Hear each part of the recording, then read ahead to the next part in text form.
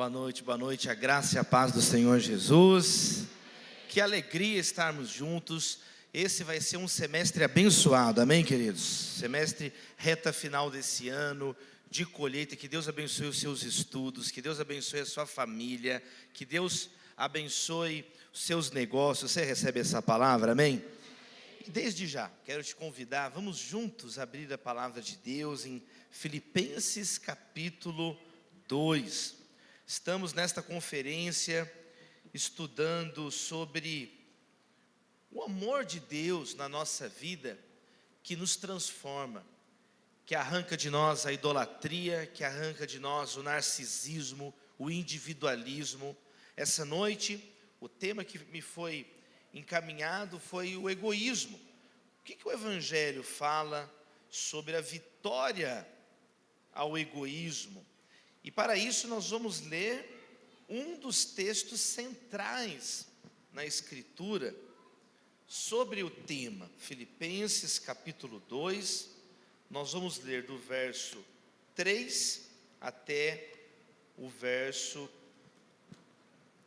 11, diz assim a palavra de Deus: nada façam por ambição egoísta ou por vaidade, mas humildemente considerem os outros superiores a si mesmos. Cada um cuide não somente dos seus interesses, mas também dos interesses dos outros. Seja a atitude de vocês a mesma de Cristo Jesus, que, embora sendo Deus, não considerou que o ser igual a Deus era algo a que devia pegar-se, mas esvaziou-se a si mesmo, vindo a ser servo, tornando-se semelhante aos homens, e sendo encontrado em forma humana, humilhou-se a si mesmo e foi obediente até a morte e morte de cruz. Por isso, Deus o exaltou à mais alta posição e lhe deu o nome que está acima de todo nome, para que ao nome de Jesus se dobre todo o joelho, nos céus, na terra e debaixo da terra, e toda língua confesse que Jesus Cristo é o Senhor, para a glória de Deus Pai. Oremos. Deus, nós te louvamos pela tua palavra, e nesse momento pedimos mais uma vez, abra o nosso entendimento, Senhor, para que possamos compreender as maravilhas da tua lei. Liberta-nos, ó Deus, de nós mesmos. Queremos viver uma vida cada vez menos egoísta e mais cheia do teu Espírito Santo, mais cheia de amor a Deus, amor ao próximo, com a divina humildade ensinada neste texto. Fica conosco, nós te pedimos, Senhor. No nome santo de Jesus oramos, e a igreja diz: amém e amém. As pessoas orgulhosas, as pessoas egoístas, você pode reparar que elas nunca pedem licença, elas atropelam as outras. A pessoa egoísta não pede perdão, ela sempre tem uma justificativa para o erro dela. A pessoa orgulhosa, a pessoa egoísta, nunca dá satisfação, ela sempre ameaça as outras. O egoísta nunca elogia ninguém, mas sempre reclama de tudo. Ele gosta de reclamar o tempo inteiro. O egoísta não ora pelos outros, ele amaldiçoa as pessoas, ele resmunga contra as pessoas, ele nunca perdoa, mas sempre busca vingança. Então, uma pessoa egoísta é uma pessoa cheia do próprio ego, é uma pessoa voltada para si. Uma vez perguntaram para uma pessoa assim, para um cara: você se casaria com alguém como você? Ele pensou e falou: não, eu não sei se eu mereço tanto. Pelo amor de Deus, né, gente? Já viu gente assim? A pessoa é cheia de si. Uma vez eu vi um adesivo atrás de um carro, passou o carro assim, tinha um adesivo colado na traseira assim: eu me amo e vice-versa. Pelo amor de Deus, né? Tem gente que às vezes não fala, mas pensa assim. A pessoa está cheia de si. O Billy Graham, grande pregador batista, grande evangelista de todos os tempos, no século passado, ele tem uma pregação famosa do Billy Graham, que ele fala o seguinte: muitos enfatizam os complexos de inferioridade, mas às vezes a gente deveria estudar e falar mais também dos complexos de superioridade, de pessoas com um ego enorme, pessoas que só cabe elas na própria vida delas. Infelizmente vivemos num mundo assim, cheio de pessoas que muitas vezes não se importam com ninguém além de si, que não se importam com os outros, não se preocupam com o problema dos outros. Esse texto que nós estamos lendo e estudando essa noite, ele é um golpe fatal em toda forma de egoísmo, porque ele anuncia a humildade do próprio Filho de Deus, nosso Senhor Jesus. A humildade, pensar adequadamente acerca de si, não pensar menos em si e mais em Deus, mais no próximo. A humildade, como nós aprendemos nas Escrituras, é a característica definidora de Jesus. O próprio Senhor Jesus disse isso: aprendei de mim que sou manso e humilde de coração. É uma lição então que nós devemos aprender com todo cuidado, com toda atenção. Eu estou muito feliz essa noite, muito feliz, desde que recebi o convite. Falei com meu amigo querido pastor Bruno, Felipe, todos os que estão organizando esse encontro com tanto amor, há tanto tempo. Desde que me passaram o tema, a proposta, eu me alegrei muito de ver uma juventude cheia da palavra de Deus, querendo viver a palavra de Deus. Não é comum os jovens no Brasil, infelizmente, estudarem esse tema: como vencer o egoísmo, como vencer o selfie, só cabe você na foto, só tudo é sobre você. Como vencer isso? Com a palavra de Deus. Você recebe essa palavra? E aqui nós estamos vendo que não é um detalhe a humildade. Você sabia que a humildade, naquela época, ela era considerada um vício? Ser humilde era considerado um problema, mas no Evangelho, a humildade agora é tratada então como uma virtude. Vamos estudar esse texto, esse trecho que nós lemos. Paulo, ele está falando aos filipenses, e os filipenses, eles eram cidadãos orgulhosos da própria cidadania. A cidade de Filipos era conhecida como a mini Roma, uma cidade muito organizada. Até hoje as ruínas de Filipos estão preservadas na cidade grega de Kavala, perto da cidade de Kavala. Um dia, quando você passar suas férias lá nas ilhas gregas, louvado seja Deus, amém, queridos? Você vai visitar lá, aí, ó. Compra uma passagem para os seus pais visitarem lá, olha que bênção. Dá uma passagem para o seu pai e para sua mãe comemorar também o aniversário de casamento deles lá. Compra uma passagem depois para a sua sogra também, amém, queridos irmãos? Ir lá para Bagdá, louvado seja Deus, você compra. Deus vai te abençoar, você vai distribuir passagem, amém, amém, amém? Tá lá, tem a cidade bonita, cidade organizada, e eles eram orgulhosos, né? Eles eram orgulhosos da cidadania. Paulo vai até falar: olha, cuidado, a nossa cidadania não está aqui na terra, a nossa cidadania está no céu. Nós somos, antes de tudo, cidadãos do céu. E aqui, no capítulo 2, ele vai começar um tema. Ele vai dizer: olha só, não façam nada por ambição egoísta ou por vaidade. Ele está dando um comando aqui para os filipenses. É interessante que de todas as cartas de Paulo às igrejas, a carta à igreja de Filipos é a única que não tem uma longa exposição doutrinária. Gálatas, Efésios, Colossenses, Tessalonicenses, Romanos, todas as outras cartas têm longas exposições doutrinárias e depois as aplicações práticas, pastorais. Filipenses não.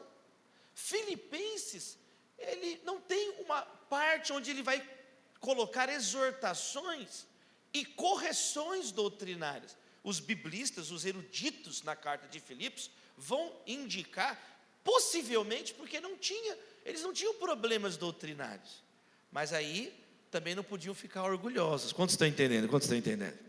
Tudo bem, pode ser que eles não tinham problemas doutrinários graves, mas por outro lado, Paulo está falando explicitamente sobre a questão do egoísmo. Talvez eles estivessem com o nariz em pé demais, talvez fossem pessoas que tinham até entendido a doutrina, mas ainda não estavam vivendo na prática. Você quer viver o evangelho de verdade?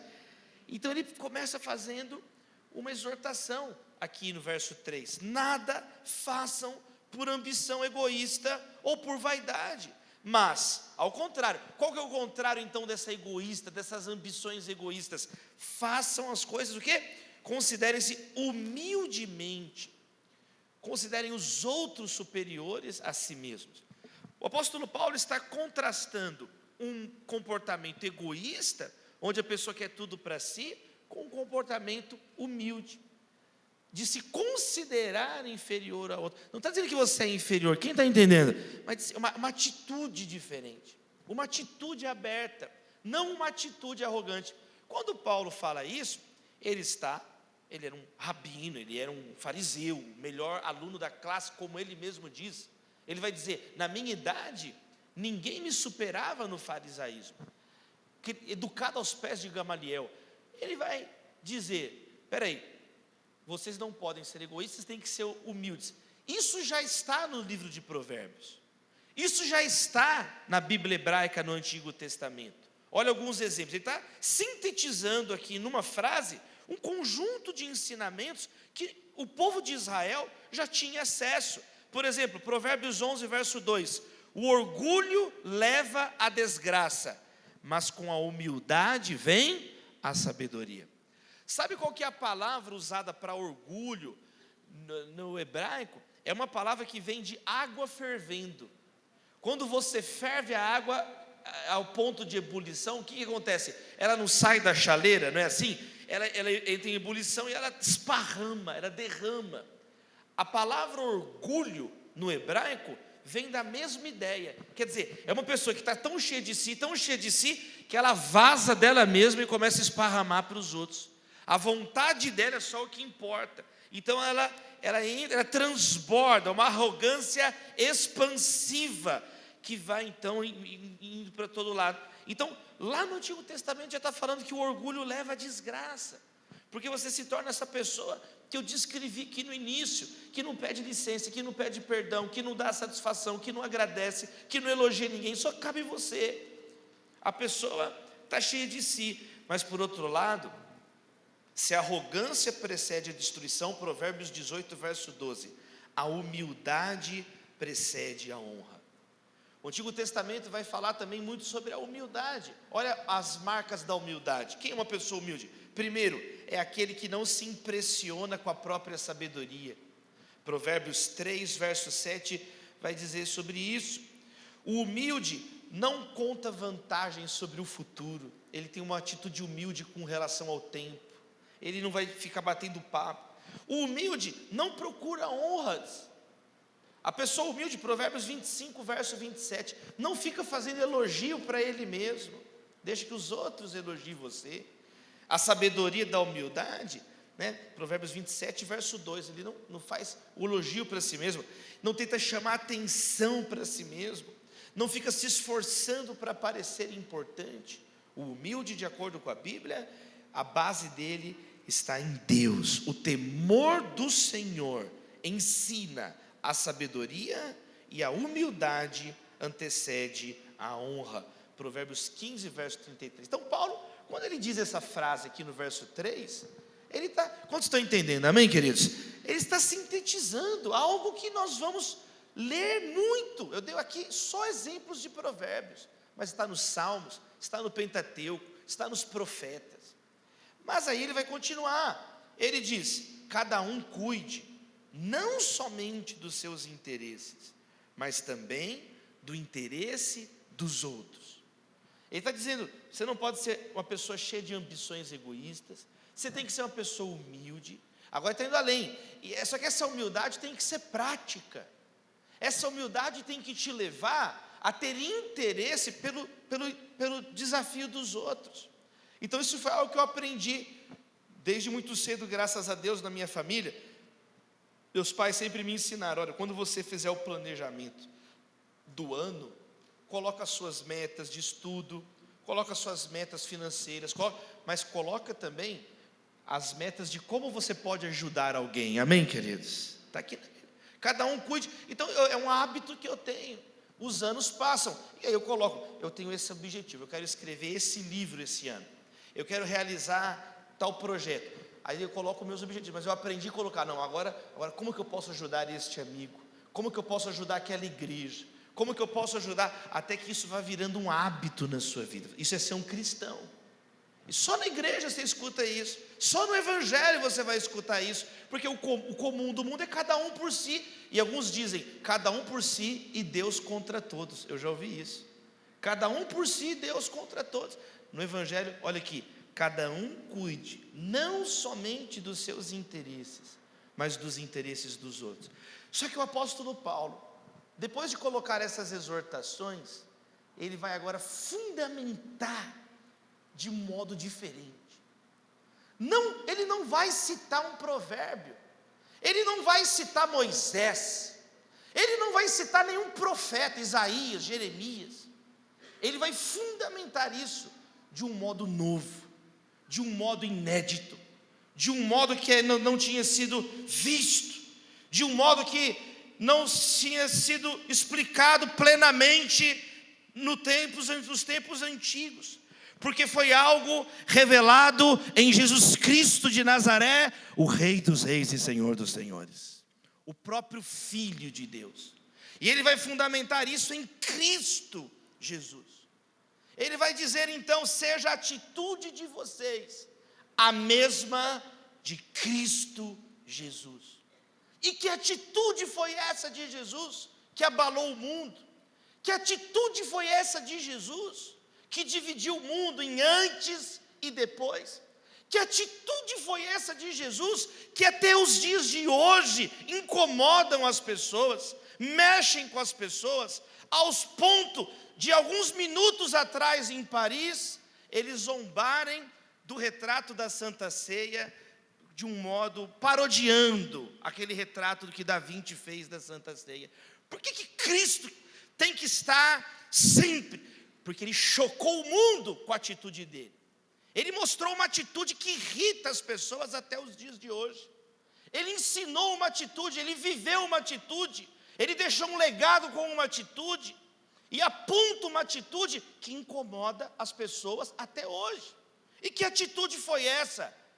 O apóstolo explica: seja a atitude de vocês a mesma de Cristo Jesus. Aqui não há consenso se é um hino composto por outros, ou se foi o próprio Paulo, inspirado pelo Espírito Santo, que escreveu essas palavras. Não há consenso. Atualmente eu li todos os comentários, não há consenso. Os que argumentam que não foi Paulo, é porque é tão bonito que eles falam: não é possível que foi Paulo. Mas gente, o apóstolo Paulo, louvado seja Deus pelo nosso irmão, amém, queridos? Pode ser um hino primitivo, porque ele tem uma forma de citação, mas, enfim, o que importa é que é um texto inspirado, que diz que Cristo Jesus, embora sendo Deus, não considerou que ser igual a Deus era algo a que devia pegar-se, mas esvaziou-se a si mesmo, vindo a ser servo. Aqui tem algo impressionante. Por quê? Porque Deus não pode se exaltar acima do que Ele é. Ele já é santo e perfeito. Quantos entendem? Ele é santo. Santo, santo, santo é o Senhor. Toda a terra está cheia da sua glória.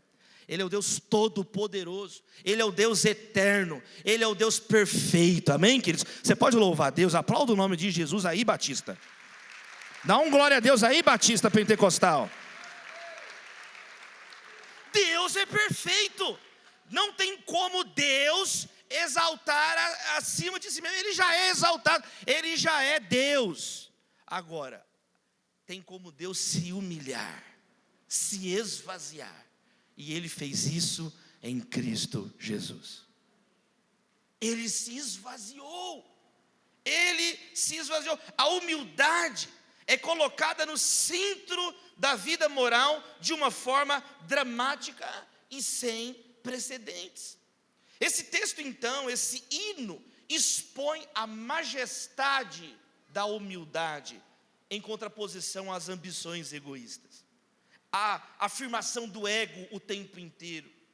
Esse texto é talvez a maior joia literária na carta de Filipenses, e mostra que Deus se revelou supremamente através da sua humildade. Eu repito, a humildade é a característica definidora de Jesus, que os seus discípulos devem aprender. Esse texto reconfigura o que é uma vida humana bem-sucedida. Meu amado irmão, minha amada irmã, Jesus já existia antes de se tornar humano. É um mistério da encarnação. Ele é Deus, ele é o Filho de Deus.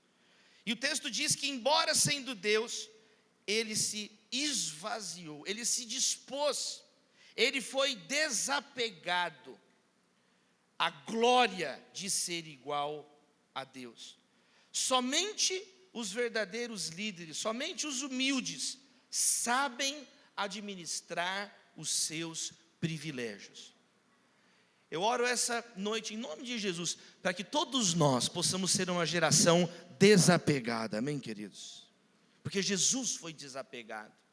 Seja mais desapegado. Você quer vencer o egoísmo na sua vida? Seja mais desapegado. Não seja uma pessoa possessiva, não seja uma pessoa mesquinha, não seja uma pessoa, em nome de Jesus, generosa, generoso. Abençoe as pessoas, perdoe as pessoas, seja mais compreensivo com as pessoas. Por quê? Porque Deus foi compreensivo com cada um de nós, porque nós fomos perdoados. Por que um cristão pode perdoar? Porque ele foi perdoado por Jesus. Por que um cristão pode servir, lavar os pés? Porque Cristo lavou os nossos pés, e então nós somos capacitados. Esse texto está nos chamando a sermos cristãos de dentro para fora. Você recebe essa palavra na sua vida? Não ser um cristão de fachada, não ficar apegado apenas às coisas, às aparências. Diz que Jesus se tornou um servo. O texto não diz que Jesus fingiu ser um servo. O texto não diz que Jesus se esvaziou e aparentou ser um servo. O texto diz que ele se esvaziou, verso 7, vindo a ser servo. Eu fui convidado, pastor Bruno, para pregar no Recife, numa igreja anglicana. E vocês sabem, a igreja anglicana é uma igreja evangélica antiga, é uma igreja evangélica, um dos primeiros braços do protestantismo. E quando eu fui convidado para pregar nessa igreja, o bispo Miguel Uchoa, querido amigo, ele falou comigo assim: Davi, a gente usa aqui também nos cultos colarinho clerical, sabe aquela vestimenta que é uma vestimenta evangélica antiga? Ele falou: a gente usa o colarinho clerical. Eu sei que você não usa, se você quiser usar tal, né? Ele falou assim, falei, não, bispo, não tem problema. Agora eu não tenho, né? Me empresta um colarinho que aí eu coloco e uso lá. Falou, não, fica tranquilo, eu vou mandar te entregar o colarinho clerical no hotel. Aí eu fiquei sossegado, fiquei tranquilo. Gente, aí estou lá no hotel, tocou o telefone, era o recepcionista. Falei, alô, pois não? Ele falou, Santo Padre, sua roupa chegou. Eu falei, o quê? Sua roupa chegou, está esperando aqui. Eu falei, não, eu vou buscar aí. Não, Santo Padre, já mandei subir sua roupa, por favor, o senhor espere aí. E tocou a campainha do quarto. Quando eu abri a porta, a camareira tinha tanto respeito pelaquela vestimenta, ela se inclinou para me entregar. Ela falou, bênção, padre, bênção, padre. Gente, eu não sabia nem o que fazer. Eu olhei para ela e falei assim, vá e não peques mais. Eu falei para ela. E aí eu peguei aquela roupa, coloquei a roupa em cima da cama. Aí eu fiquei olhando aquela roupa, né? E aí eu achei aquilo muito engraçado e fiquei olhando. Só que aí eu fui orar, né? Eu me preparando para a reunião, me arrumei, eu fui orar. E quando eu fui orar, Deus começou a falar comigo sobre aquilo. Por quê? Gente, eu sou filho de pastor, neto de pastor, bisneto de pastor, misericórdia. 4 bisavós pregadores, plantadores de igreja, 4 bisavós servas de Deus, de oração, tudo Igreja Batista. Eu preguei agora em abril, culto de 80 anos da primeira Igreja Batista em Lucélia, no interior de São Paulo, onde meu bisavô russo, minha bisavó Stefan Paley, Varvara Paley, foram cofundadores dessa igreja. Ele construiu o templo da igreja que está lá até hoje. Tive essa honra de ir lá. Quer dizer, Igreja Batista para todo lado. Eu brinco que o cachorro é pastor alemão, o outro é pastor belga, todo mundo é pastor na família, pastor. Então, nós não usamos a batina, mas nós também temos as nossas tradições. Nós temos o nosso modo de falar, nós temos o nosso modo de agir. Quantos estão entendendo? Nós temos nossos símbolos, nós temos nossos signos. Então, quando você entende esse símbolo, se você quiser fingir que é um cristão batista, você finge. Quando você entende como é que é o culto, você finge. E esse dia, eu fiquei profundamente incomodado com isso. E fui orar, e eu orei assim: Deus, não me deixa virar uma aparência. Não deixa, Senhor, eu ser confundido com uma roupa. Quem quer ser um cristão de dentro para fora de verdade? Não um cristão de fachada, não um cristão de nome, não um cristão. Como que você se torna? Se a sua atitude for como a de Cristo. É isso que o texto está declarando para nós. O que é um cristão? É alguém que abriu mão de si. Você nunca vai encontrar o sentido da vida em você mesmo. Você nunca vai encontrar o sentido da vida numa sala de espelhos, contemplando o próprio umbigo. Você acha que o piercing do seu umbigo, irmã, é o centro do universo? Está errado. Tem gente que acha que tudo gira em torno de si. Tudo gira em torno de si. Você tem que ser liberto de você mesmo. Eu vi um menino uma vez num culto como esse, um culto de jovens, uma vigília de jovens, e o menino estava orando: eu me repreendo em nome de Jesus, louvado seja Deus. Ninguém repreendeu ele mesmo se repreendeu, aleluia. Quer dizer, com todo respeito, gente, aos existencialistas, filósofos, correntes filosóficas, que dizem que você tem que criar o próprio sentido da sua vida. Com todo respeito a quem pensa isso, mas não tem nada a ver com o que o Evangelho ensina para nós. O Evangelho, olha Jesus, aquele que perde a sua vida, esse encontrou a vida de verdade. O Evangelho demole as nossas pretensões egoístas. O maior é o menor. Os últimos serão os primeiros. Quando sou fraco, é que sou forte. Então, a bem-aventurança inverte essa lógica do orgulho. É melhor dar do que receber. Então, o Evangelho muda o impulso, começa a pulsar diferente o nosso coração. Como o coração pulsa por sístole, diástole, a fé cristã pulsa por amor a Deus, amor ao próximo, amor a Deus, amor ao próximo. É algo que vem de dentro. Não coloque mais a sua esperança em você mesmo, coloque sua esperança em Deus, amém, queridos? Em Jesus. Jesus, ele era então essa transformação. Ele se esvaziou, ele assumiu as limitações humanas. Jesus não deixou de ser divino, ele revelou de fato o que é ser divino. Ele revelou a nós, ele mudou da lógica do beija-mão para a lógica do lava-pés. Os poderosos até hoje, eles gostam de ter a mão beijada. Tem até essa expressão muito comum, o ritual do beija-mão. Os políticos beijaram a mão do novo líder e blá blá blá. Jesus ensinou outra atitude. O líder é aquele que lava os pés, é liderar através do serviço. É algo inconcebível até os dias de hoje. É considerado um sinal de fraqueza, é considerado um sinal de humilhação. Mas eu escolho ficar com Jesus, amém, queridos? Eu escolho seguir os passos de Cristo. Ele se tornou servo. Ele se tornou, não interpretou um servo, não foi uma falsa humildade. Então, a beleza nesse texto, o verso 8 diz: e sendo encontrado em forma humana, humilhou-se a si mesmo e foi obediente até a morte, e morte de cruz. Agora tem um outro passo. Jesus veio do céu à terra, da glória à vergonha, de senhor a servo, da vida à morte. Jesus se fez nada por nós. Charles Spurgeon disse: essa frase é o compêndio de toda a história de Cristo, ele se humilhou. Spurgeon também disse assim: eu jamais ousaria usar uma coroa de ouro na terra onde o meu Senhor usou uma coroa de espinhos. Jesus, ele nos ensina um outro modo de viver. Quão baixo foi o nosso amado Redentor. Como nós podemos ser orgulhosos diante de um Deus assim? Como que nós podemos ser pessoas orgulhosas, cheias de si? Eu até conheço pessoas que estão dispostas a ajudar outras, desde que não incomode elas, desde que não seja necessário nenhum sacrifício. Tipo assim, eu vou andando aqui, aí se tiver alguém que precisa da ajuda, eu não vou ser igual o levita e o sacerdote da parábola do bom samaritano. Eu ajudo, se tiver alguém caído, eu ajudo. Agora, tem que estar no meu caído no meu caminho. Eu tenho que ir lá para ajudar alguém, para me tirar aqui do meu caminho, da minha vidinha aqui? Não, aí é demais. Está dizendo que Jesus, ele se esvaziou, ele se humilhou, ele obedeceu até a morte, e morte de cruz. Esse é o padrão do Evangelho. Uma vida de serviço real, uma vida de sacrifício. Amar é sacrificar.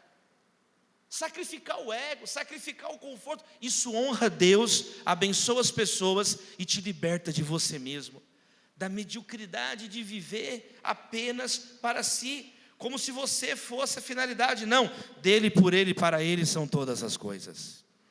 Dele, por ele, para ele. Não vale a pena. O que esse texto está nos ensinando, o que o Evangelho de Jesus nos ensina, é que não vale uma vida fechada em você mesmo, uma vida para massagear o seu próprio ego, uma vida onde você se coloca como a base de todas as coisas. Eu sei que vocês já estudaram ontem idolatria, vão estudar egolatria, mas essa é a vida que não é o que Jesus quer para nós, não é a vida que Deus nos criou para viver. Ele está nos chamando então a renunciar o ego, e aqui vem a cruz.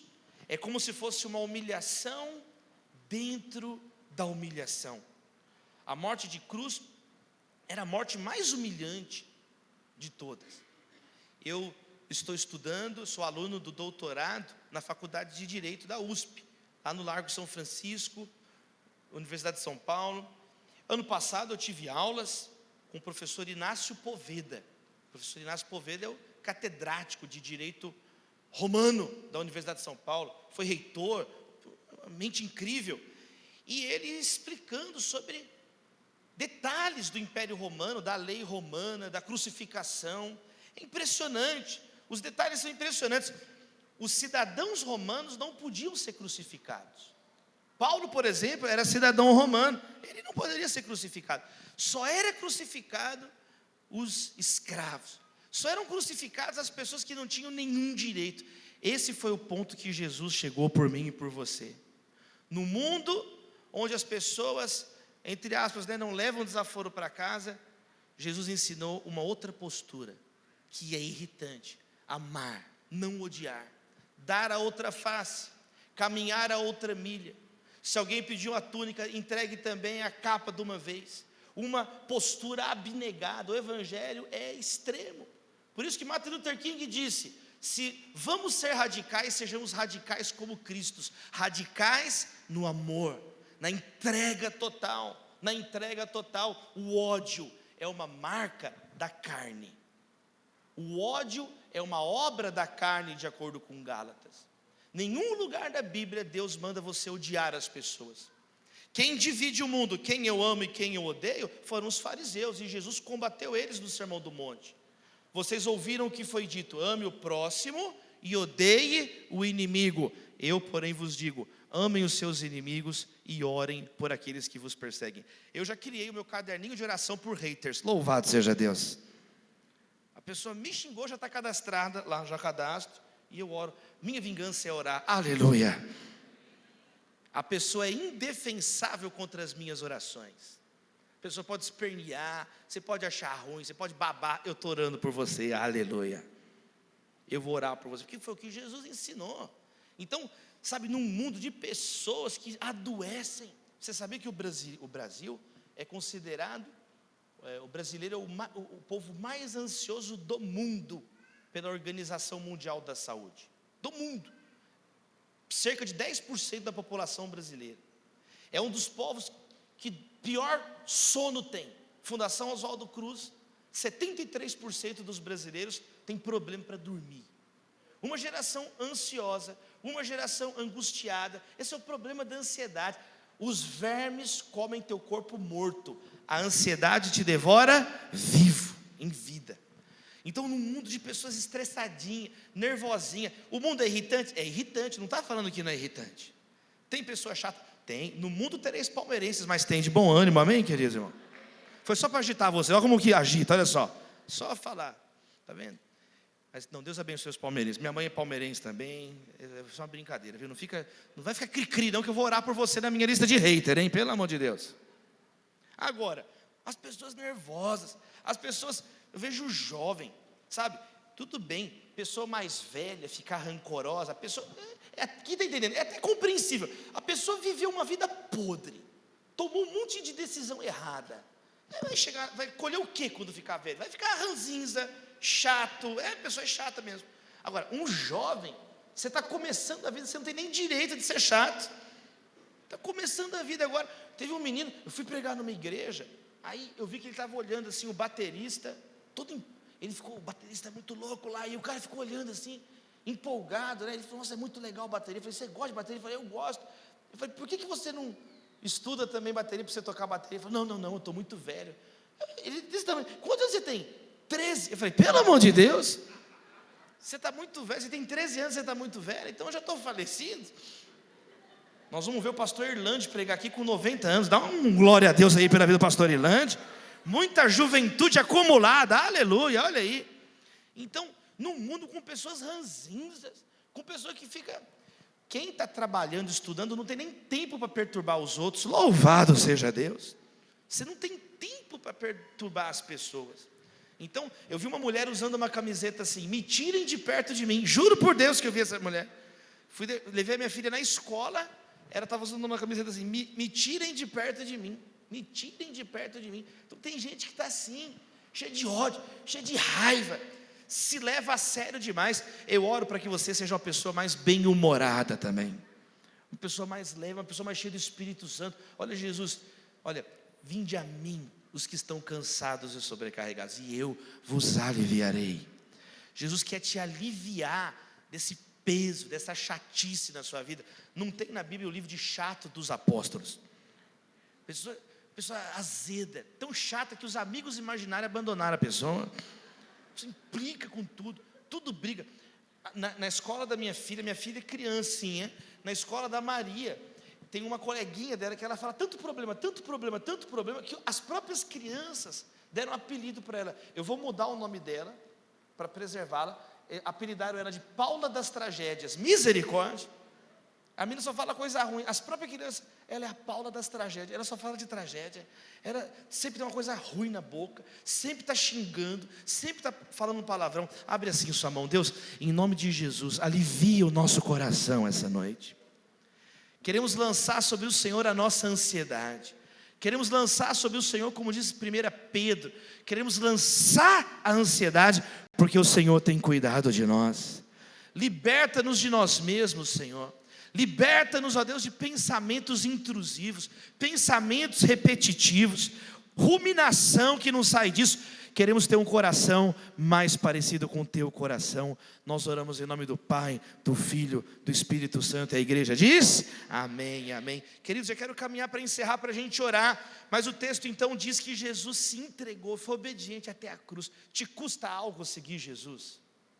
Custa o teu ego seguir Jesus? O que você não daria para Cristo, por Cristo? O que você não faria por Cristo? O que você não mudaria por Cristo? Então, esse texto nos confronta. Jesus se entregou completamente à vontade do Pai. Não seja feita a minha vontade, mas a tua vontade. Foi isso que ele orou no Getsêmani. Foi isso que ele nos ensinou a orar. Seja feita a tua vontade, assim na terra como no céu. Seja feita a tua vontade. E para ser feita a vontade, antes de orar, seja feita a tua vontade, nós temos que orar, que a minha vontade se vá. Antes de orar, venha a nós o teu reino, você tem que orar, que o meu reino se vá. Você quer criar um sentido para a sua vida, você tem 2 neurônios e quer fazer isso, pelo amor de Deus. A pessoa não sabe a hora que está com fome, a pessoa não sabe de nada, e tem a pretensão de querer criar um sentido para a vida dela. Gente, você está precisa esvaziar um pouquinho, está muito descolado da realidade. O Evangelho ele é realista, o Evangelho ele não ilude, o Evangelho não apresenta um mar de rosas, é só a pessoa que não lê a Bíblia para pensar isso, ela nunca leu uma página do Evangelho. O Evangelho já começa tirando, olha o Sermão do Monte, bem-aventurados os pobres em espírito, deles é o reino dos céus. Bem-aventurados os que choram, porque eles serão consolados, amém, queridos? Bem-aventurados os mansos, porque eles herdarão a terra. Bem-aventurados os que têm fome e sede de justiça, porque serão satisfeitos. Bem-aventurados são os misericordiosos, porque eles alcançarão misericórdia. Bem-aventurados os puros de coração, porque eles verão a Deus. Bem-aventurados os pacificadores, porque eles serão chamados filhos de Deus. Bem-aventurados os perseguidos por causa da justiça, porque deles é o reino dos céus. Jesus foi crucificado. Devemos, meus amados irmãos, ler com toda atenção a conclusão desse texto, porque então o verso 9 diz: por isso Deus o exaltou à mais alta posição e lhe deu o nome que está acima de todo nome. Meu amado irmão, para que ao nome de Jesus se dobre todo o joelho nos céus, na terra, debaixo da terra, e toda língua confesse que Jesus Cristo é o Senhor, para a glória de Deus Pai. Que você possa refletir nesta conferência: eu estou vivendo para fazer um nome para mim mesmo nessa terra, ou para levar outros ao nome que está acima de todo o nome? Nós devemos falar menos de nós e mais de Jesus, amém, queridos? Falar de Jesus. O caminho para a vitória é pavimentado com a humilde submissão a Deus, com a humilde submissão a Deus. Toda língua confessará a Jesus, o texto diz. Toda língua confessará que Ele é Senhor, para a glória de Deus Pai. Tudo que já aconteceu na história, meus irmãos, tudo que acontecerá na nossa vida, no mundo, está avançando para esse momento no tempo, em direção a essa hora culminante, onde toda língua confessará que Jesus Cristo é o Senhor. Eu vi uma história muito impressionante de uma das estações de rádio que os nazistas construíram. Eles construíram várias estações de rádio, e uma delas imponente em Monte Carlo, para difundir os discursos inflamados, cheios de raiva, de ódio, de rancor, de Adolf Hitler, dos seus asseclas. E hoje, essa mesma rádio, essa mesma estrutura, é uma sede da Rádio Transmundial RTM, que anuncia o Evangelho. E eu vi um missionário falando sobre isso, e que ilustração poderosa do que pode ser nossa vida. Muitas vezes uma rádio, muitas vezes uma plataforma cheia de ambições egoístas, de dominação, de destruição, de ofensas. Mas o Evangelho pode mudar essa frequência. O Evangelho pode mudar uma chave em nós, a nossa vida por completo, e somente o Senhor será exaltado através da sua vida. Somente o Senhor será exaltado através das suas palavras, das suas ações, das suas reações. Sabe, meus amados irmãos, quando você olha para um texto como esse, o pensamento que nós temos é justamente esse. Esse é o verdadeiro sentido de quem Deus é. Um Deus que nos ama, um Deus que entregou seu Filho por nós. Jesus que nos amou até a morte, morte de cruz, obedeceu até a morte, morte de cruz. O que é mansidão? É força sob controle. Esse texto e a Bíblia nos ensina que o caminho para subir na vida é descer, amém, querido, aos pés da cruz. É curvar os joelhos, é não deixar o ego destruir. O ego descontrolado prejudica o seu raciocínio. O ego descontrolado, ele abala a interpretação dos acontecimentos. E você nunca está errado, você sempre está certo. Isso é que leva à ruína. Agora, se você tiver humildade, se nessa conferência Deus mostrar para você o amor dele, revelar a cruz, você falar: Deus, eu não quero viver para mim mesmo, eu não quero viver de mim, por mim, para mim, porque isso não leva a lugar nenhum. Isso é uma vida muito pobre existencialmente. Isso é uma vida muito infeliz. Isso é uma vida muito triste. Não coloque a sua expectativa em nada que não o próprio Deus. Jesus nasceu aqui embaixo para que nós pudéssemos nascer do alto, a palavra nos ensina.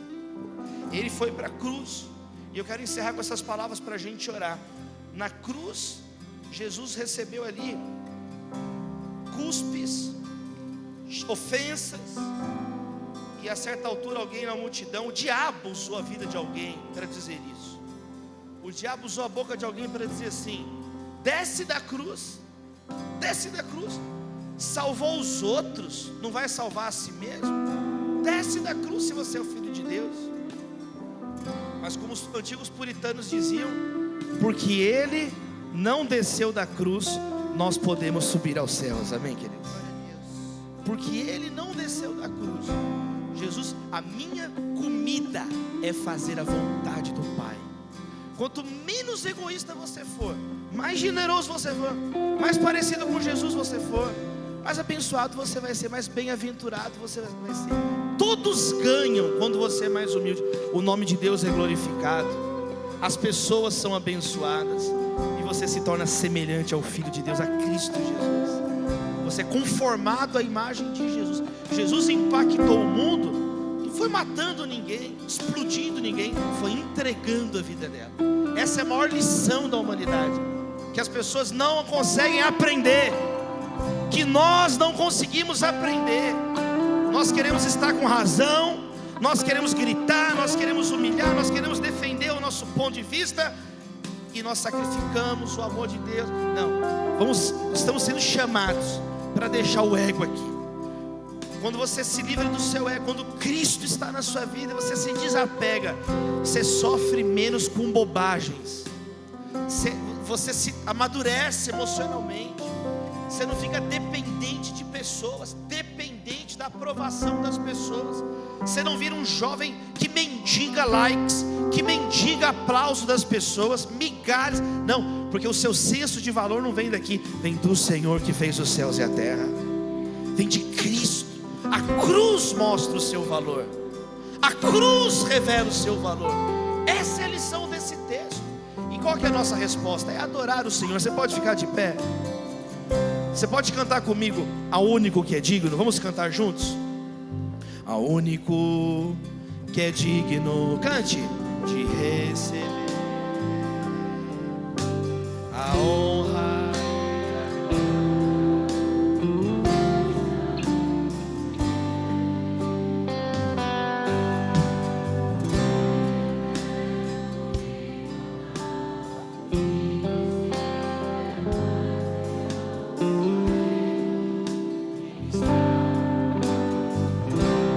Coroamos, cante.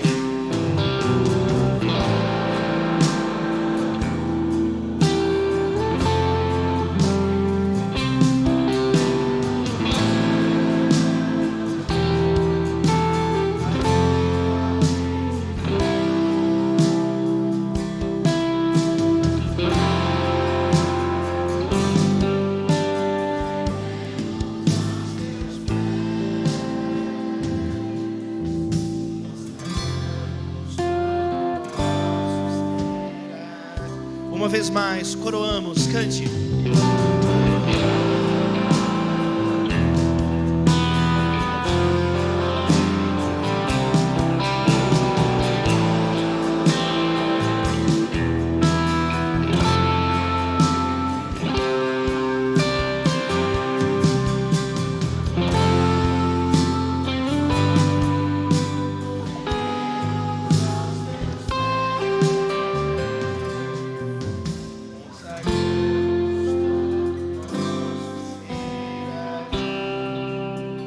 Confie em Deus, amém, queridos? Não confie no seu ego, confie em Deus. Desconfie do seu ego. Desconfie, não baseie sua força em si. Aquele que julga está de pé, vigie para que não caia. Todas as pessoas cheias de si caíram. Hitler, quando fez 50 anos, mandou fazer um desfile em honra a ele próprio. Ele fez um trono, assiste isso depois. Ele fica sentado num trono, todos abaixo, e as armas desfilando. Se sentia invencível. Ele foi encontrado, queimado, morreu como um rato escondido. Pediu para dar um tiro na cabeça dele, queimar o corpo dele, totalmente destruído, totalmente descompensado. Pessoas poderosíssimas, hoje não sabemos nem falar o nome delas. Agora Jesus, que se entregou, o mundo rendido aos pés dele. Há uma frase famosa atribuída a Napoleão, onde ele diz: olha, não entendo, mas Jesus conquistou muito mais o mundo sem uma arma, só com um amor. Ninguém nunca vai conseguir construir o império do amor como o império de Cristo. Seja cheio do Espírito Santo. Quero fazer uma oração. Deus, nós te louvamos essa noite.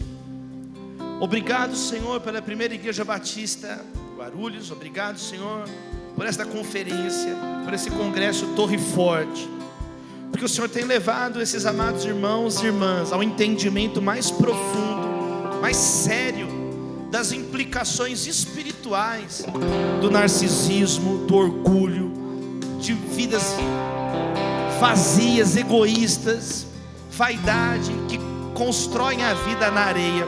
Não queremos construir nossa vida em vãs especulações, filosofias. Queremos construir nossa vida na rocha, na pedra angular que é Cristo. Ensina-nos, ó Deus, a sermos mais humildes, mais simples de lidar, pessoas mais dispostas a ajudar o outro. Liberta-nos, ó Deus, de nós mesmos. Nós entendemos, ó Pai, que o Senhor não apenas nos tira do inferno, mas tira o inferno de dentro de nós. A sede de vingança, o rancor, a raiva incontrolável. Queremos ser bem-aventurados. Levanta uma geração bem-aventurada, Senhor, humilde nas palavras, que não fica preocupado em se defender o tempo inteiro, porque se Deus é por nós, quem será contra nós? Que possamos ouvir a Tua palavra, quando o Senhor diz: minha é a vingança, e a nós cabe amar, cabe orar por quem nos persegue.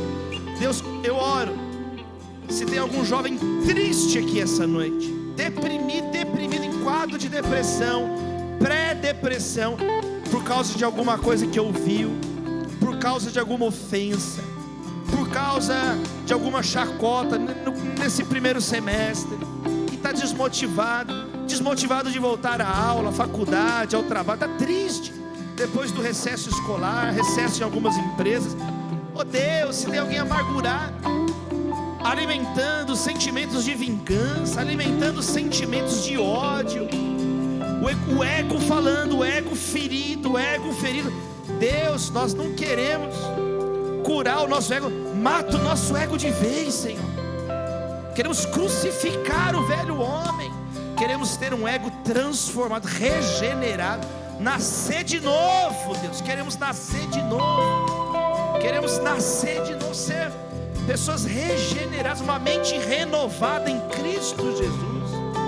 Olha, pessoas que estão presas ao consumismo, que atribuem o valor a si mesmo pela roupa que veste, que se auto-atribuem valor pelo carro. Ó Deus, mostra que a nossa dignidade vem do alto.